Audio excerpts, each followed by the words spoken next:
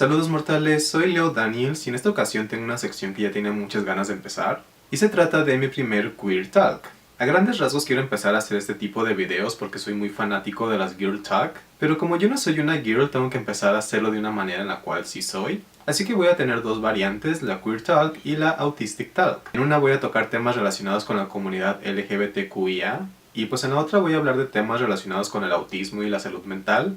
Porque yo no soy una chica, pero sí soy una persona de la comunidad y autista, y quiero darle visibilidad a ciertos temas relacionados con mi existencia. Pero bueno, la plática es muy larga, así que vamos a empezar para que este video no se haga eterno. Y para darle orden a esta charla voy a seccionarla, así que vamos con la primera.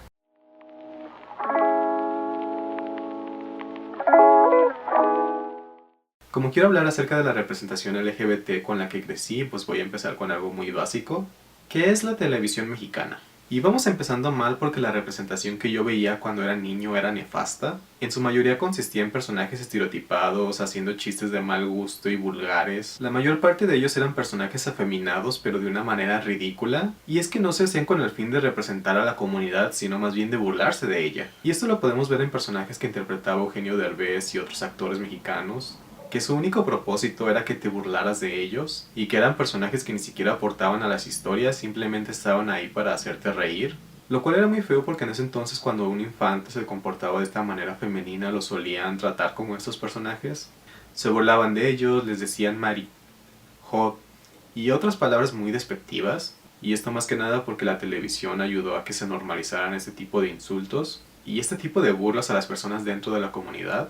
Estos personajes hasta la fecha son muy problemáticos y a pesar de que cada vez hay menos, aún siguen existiendo.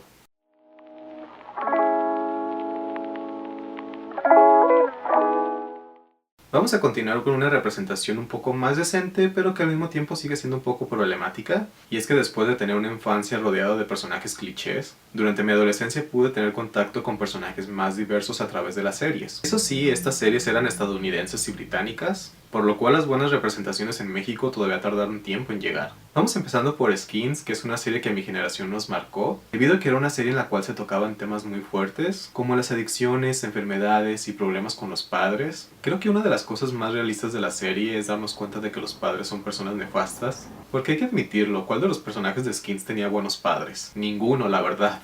Pero bueno, para ser más específicos vamos a hablar del personaje de Maxi, que es el único personaje abiertamente LGBT en la primera generación, y aunque es un personaje muy lindo, en la serie realmente lo trataron como relleno. Los episodios siempre eran compartidos y el hecho de ser gay a veces se veía como una tragedia.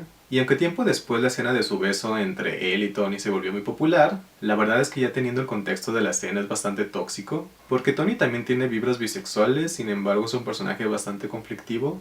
Y aunque al final Maxi termina bien, la verdad es que pudimos tener una mejor representación. Digo, no era mala, pero en el futuro tenemos mejores personajes. En cuanto a Glee, aquí tenemos una situación más fascinante, o por lo menos dentro de mi punto de vista me gustó cómo se manejó la representación en esta serie. Sigue teniendo muchos clichés y muchas situaciones que lamentablemente eran muy comunes en la época. Empezamos con que el personaje de Kurt constantemente estaba sufriendo de bullying. En general todos los personajes de la serie por ser unos marginados. Sin embargo el que le hacían al personaje gay era más fuerte porque incluía violencia física. Y las agresiones venían tanto de sus compañeros como de algunos que solían ser sus amigos. Y aunque este personaje mantenía el cliché de ser amanerado, la verdad es que no lo hacía de una manera humillante, sino que más bien demostraba por qué ciertas personas dentro de la comunidad tienen estas actitudes. Y desde una manera positiva y no desde la burla, porque nos llegaron a mostrar muchas escenas de él donde se veía vulnerable. Algo que me gusta de Glee es que conforme fue avanzando la serie se metieron más personajes diversos. Al principio teníamos el combo clásico de esa época que era el chico gay, uno en silla de ruedas, una asiática y una judía. Después fuimos viendo cómo empezaron a agregar otro tipo de diversidades,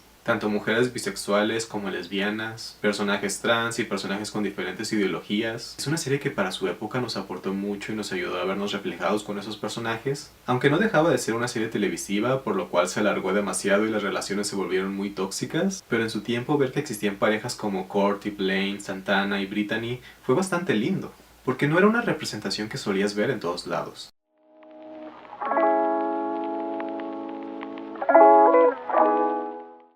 El siguiente punto es uno que como cinéfilo es interesante, pero como parte de la comunidad no tanto. Y se trata de la representación que hubo en el cine durante los 2000 y tal vez algunas películas más antiguas. En ese entonces salieron muy buenas películas con temática gay, algunas incluso nominadas a los Oscars. Sin embargo, tenían historias bastante deprimentes que mostraban el lado más pesimista de la comunidad. Y es que en películas como Secreto en la Montaña podemos ver que dos hombres tienen que actuar como hombres heterosexuales, sin embargo en secreto se aman.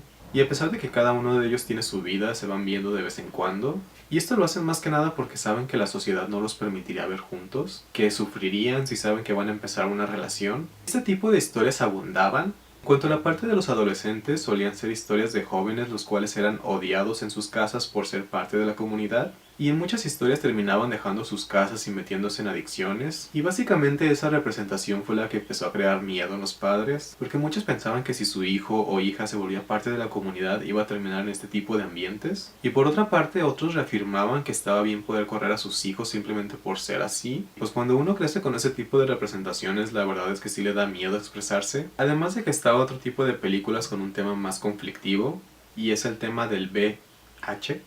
Y es que había películas donde los personajes contraían esta enfermedad y luego fallecían, y si bien en ese entonces no se tenían tantos medicamentos como hoy en día, la verdad es que la representación seguía siendo muy despectiva hacia ese tipo de personas. Eso sí, hay un par de películas de esa época que sí tocan bien el tema, y esto se debe más que nada a que estaban escritas y dirigidas por personas de la comunidad, porque las que no lo estaban realmente lo único que hacían era promover mensajes de odio, y lo único que hizo fue generar traumas en las personas que las vimos. Por suerte eso también ha mejorado.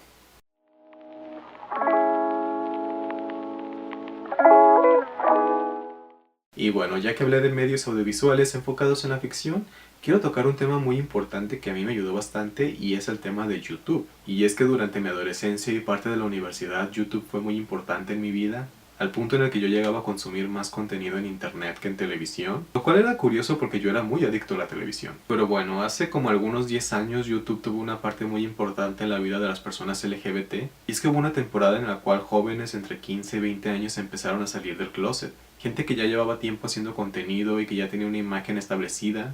Y no estoy muy seguro de quién fue el primero en hacer este tipo de videos, pero la verdad es que en su época fue algo muy valiente. En la parte de habla inglesa, uno de los más importantes fue Conor Franta. Después empezó a haber más creadores de contenido en español hablando del tema. Yo recuerdo que en su tiempo el video que hizo Juan Pablo Jaramillo fue muy importante, al punto en el que llegó a salir en noticieros. Y es que durante esa época en Latinoamérica ni siquiera estaba legalizado el matrimonio. En los últimos años las cosas han cambiado bastante, y aunque si bien tenemos que seguir luchando por los derechos, la verdad es que hoy en día hay mejores cosas de las que yo tenía cuando era un adolescente. Vamos progresando poco a poco, pero lo vamos haciendo. Y bueno, el asunto de este punto es que gracias a YouTube muchas personas empezaron a hacer contenido hablando acerca de la comunidad. Se empezaron a hacer canales de YouTube hablando de estos temas. Mucha gente empezó a normalizar el hecho de que en internet hubiera gente de la diversidad. Yo recuerdo mucho que me gustaba ver youtubers españoles porque tenían un sentido del humor muy divertido y hacían ese tipo de videos chuscos y absurdos donde salían del closet.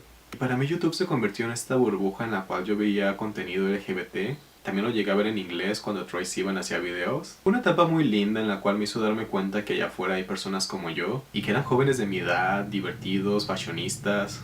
Eran personas alternativas y locas con las cuales yo compartía gustos. Y por primera vez me llegué a sentir identificado con personas dentro de la comunidad, porque antes de esto los únicos gays que conocía eran los que habían salido del closet en la prepa, y lamentablemente eran personas muy conflictivas, y agregando a esto el hecho de que muchas personas tenían miedo de salir del closet hacía que fueran muy pocas personas las que fueran abiertamente gays, por lo cual yo no llegué a tener amistades dentro de la comunidad hasta tiempo después, o si las tenía no lo dijeron abiertamente hasta años después. Y estoy muy agradecido por haber encontrado a todos esos youtubers que me hicieron darme cuenta que ser yo no estaba mal, y que tampoco tenía que ser el cliché de los personajes de Televisa, sino que yo podía seguir siendo raro y friki a pesar de mi orientación.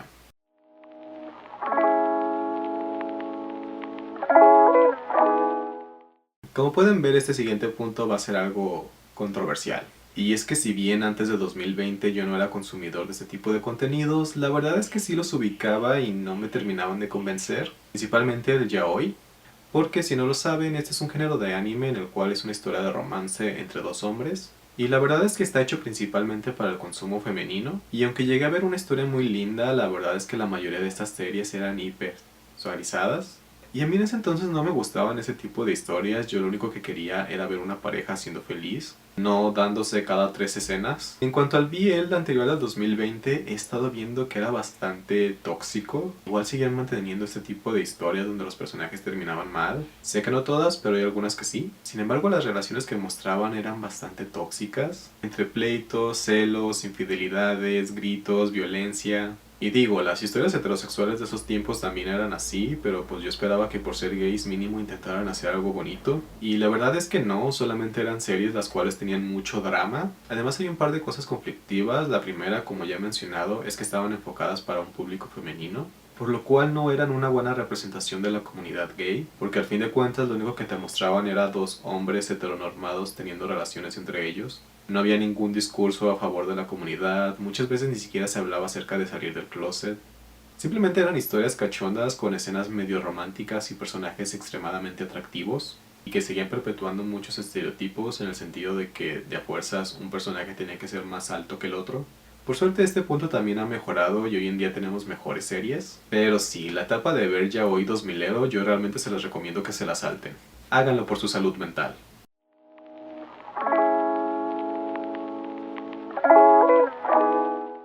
Como podrán ver, este siguiente punto me interesa mucho hablar porque es una de mis fascinaciones. Y es que si algo que me hace muy feliz es ver cómo la representación va mejorando en los libros. Más o menos del 2015 en adelante fue cuando yo empecé a leer libros con temática LGBT. Y pues empecé con los clásicos de esa época, tipo Simon vs. Homo Sapiens Allenda, Carry On, Aristóteles y Dante y todo ese tipo de libros. Y la verdad es que empecé a vivir una fantasía que no había conocido antes, porque si bien ya había tenido acercamiento con personajes de la comunidad y con historias en lo que cabe felices, no me había tocado encontrarme con historias desde la parte literaria. Para mí es muy fascinante porque podemos ver cómo funciona la mente de los personajes desde dentro. Y si bien las primeras historias siguen siendo un tanto estereotípicas, ya no te manejaban este concepto de relaciones tóxicas, enfermedades, maltratos, sino que ya podemos ver a los personajes descubriéndose a sí mismos y viendo cómo era tener que salir del closet. El ver cómo empezaban a surgir sus dudas acerca de su orientación y su identidad, porque gracias a esto también empecé a darme cuenta de que hay más letras en la diversidad, que no todo en la vida son gays, sino que hay lesbianas, bisexuales, trans, queer, asexuales, que claro, el tema de la sexualidad es algo que he estado viendo más reciente. En ese tiempo la representación era algo más simplona, pero al mismo tiempo más llegadera. En cuanto a los personajes trans, también había muy pocos, sin embargo eran adolescentes y los humanizaban. Ya no eran solamente trabajadoras de noche que vivían violencias, sino que eran gente de mi edad que estaba teniendo inquietudes acerca de su género. Y si bien la mayoría de los libros que leí siguen siendo de otros países, la verdad es que sí me ayudó bastante poder conectar con este tipo de historias y saber que se podían escribir y que se podían publicar. Y aunque muchos de esos libros han sido censurados en escuelas, aún existe la posibilidad de leerlos de otras formas. Estoy muy contento de ver cómo ha ido mejorando la representación con el paso de los años, porque sí, la representación en la literatura ha mejorado mucho en la última década, y ese es el siguiente punto.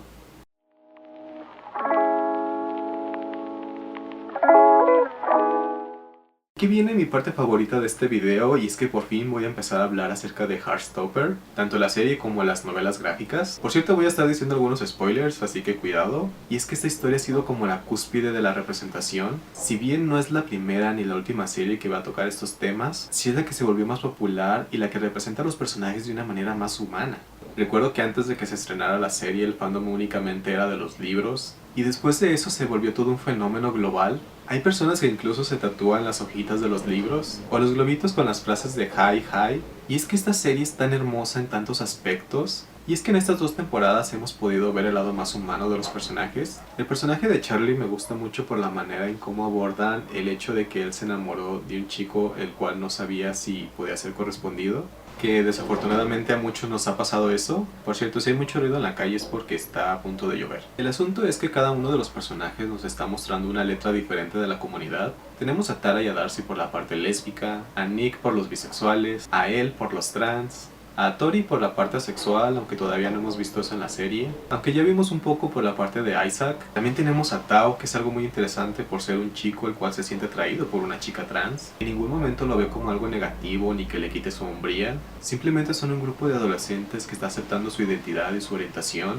y aunque llegan a tener problemas con eso, me gusta cómo se está representando de manera diversa. El ver cómo la mamá de Nick lo acepta, sin embargo el papá no tanto, saber que los padres de Charlie no lo están apoyando tanto como deberían, Liam, que muchos de los traumas que está viviendo están siendo ignorados, ver que la relación que tiene Darcy con su madre es algo complicada. En cuanto a Tao y él, ver que tienen mejores relaciones con sus familiares, se me hace muy realista en ese sentido, y por eso es que no entiendo que luego gente de mi edad dice que no le gusta porque Heartstopper no es realista. Yo siento que más que nada es por el hecho de que no están acostumbrados a ver personajes teniendo relaciones sanas, porque como hemos estado viendo a lo largo de la representación, las relaciones entre dos chicos suelen ser conflictivas y violentas, pero tanto los libros como Heartstopper aparecieron para decirnos que sí se pueden tener relaciones sanas, lindas y románticas, y si bien por culpa de Nick Nelson muchos tenemos estándares muy altos en el amor, la verdad es que no los merecemos. Y sí me hace muy lindo ver cómo las nuevas generaciones de adolescentes están creciendo con este tipo de programas, porque en internet he visto muchas personas viendo esta serie con sus familiares, tanto con sus hermanos pequeños como con sus padres, con sus abuelos, y todos tienen esta reacción muy linda hacia la relación de Nick y Charlie, porque se siente muy auténtica y cálida. Charlie está junto a Nick en todo momento y nunca le mete presión para que diga o haga algo que no quiere. Y Nick por su parte apoya tanto a Charlie con temas relacionados con su salud mental. Además, si hay algo que me encanta de esta serie es que están promoviendo el sentido de comunidad, donde no solamente son dos chicos enamorados contra el mundo, sino que es todo un grupo de amigos. Y se me hace muy lindo porque es una cara de la moneda completamente diferente a lo que vimos en Skins. Porque en esa serie, a pesar de que los adolescentes eran amigos, la verdad es que se hacían cosas bastante feas entre ellos, y aquí por el contrario se están apoyando todo el tiempo. Cuando un personaje tiene dudas acerca de su relación, lo que hace es preguntárselo a sus amigos. Y eso se me hace muy lindo porque podemos ver interacciones entre todo el grupo. Y pues nada, yo estoy muy emocionado porque estos libros existan y porque en octubre se va a estrenar la tercera temporada. Pero bueno, vamos a dejar el fangirleo para ir al punto final.